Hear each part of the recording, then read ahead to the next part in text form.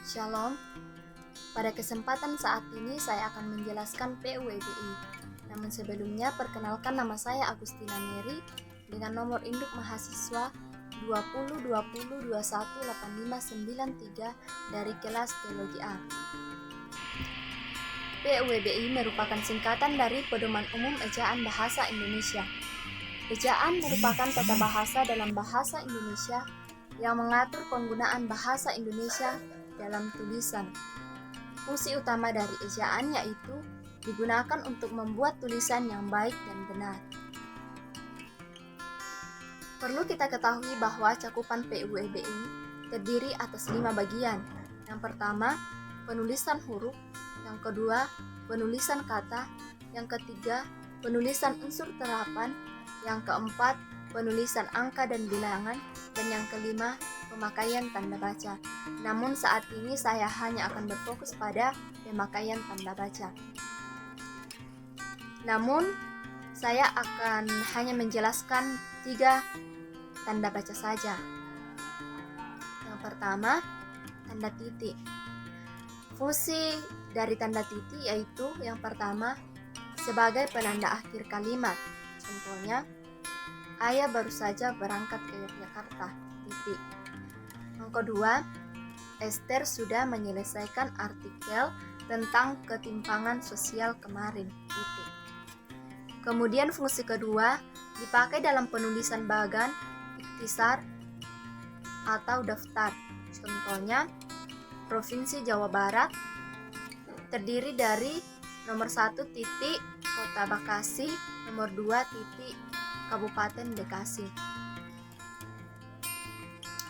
Kemudian fungsi yang ketiga dipakai untuk memisahkan angka pada penanda waktu seperti jam, menit, dan detik.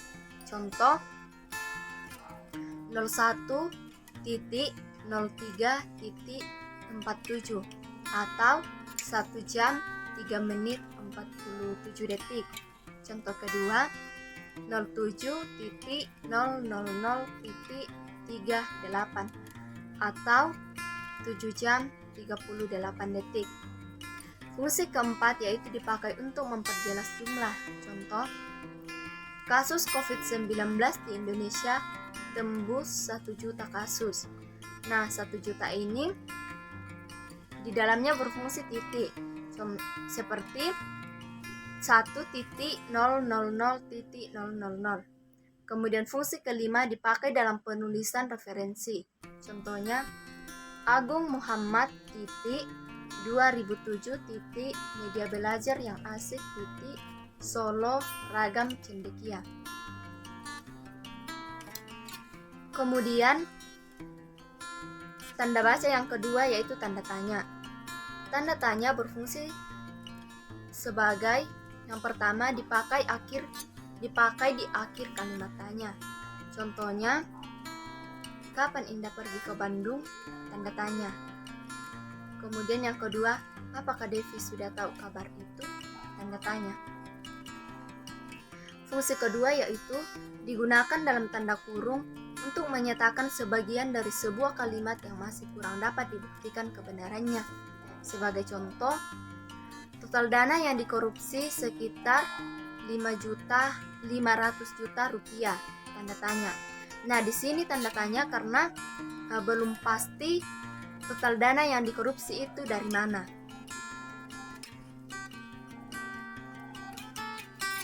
Kemudian tanda baca yang ketiga yaitu tanda koma. Fungsi dari tanda koma yang pertama diletakkan di tengah kalimat perinci. Contohnya, ibu berbelanja keperluan memasak seperti garam, gula, kecap, dan minyak goreng. Kemudian yang kedua dipakai di perbandingan kalimat. Tanda ini dipakai memisahkan kalimat yang setara yang didahului kata yang menunjukkan perbandingan seperti tetapi, namun, atau melainkan. Contohnya, wahana wisata itu sungguh menyenangkan, namun cukup berbahaya bagi anak-anak. Fungsi yang ketiga yaitu memisahkan anak kalimat dengan induk kalimat. Namun dalam hal ini hanya jika anak kalimatnya mendahului induk kalimat. Contohnya, jika tempatnya terlalu sempit, kita tidak akan menggunakan tempat ini. Nah, anak kalimat di sini yaitu jika tempatnya terlalu sempit, kemudian induk kalimat, kita tidak akan gunakan tempat ini. Namun, berbeda halnya jika induk kalimat mendahului anak kalimat. Kemudian yang fungsi keempat yaitu memisahkan nama dan gelar. Dalam penulisan gelar akademik, tanda koma dipakai di antara nama orang dan gelar yang mengikutinya untuk membedakan dari singkatan nama diri, marga atau keluarga. Sebagai contoh, Hani Amaria, SSI atau Ratu Regina, STH. Nah, itulah penjelasan dari saya. Kurang lebihnya mohon dimaafkan, dan sekiranya apa yang telah saya sampaikan dapat bermanfaat bagi kita semua. Terima kasih.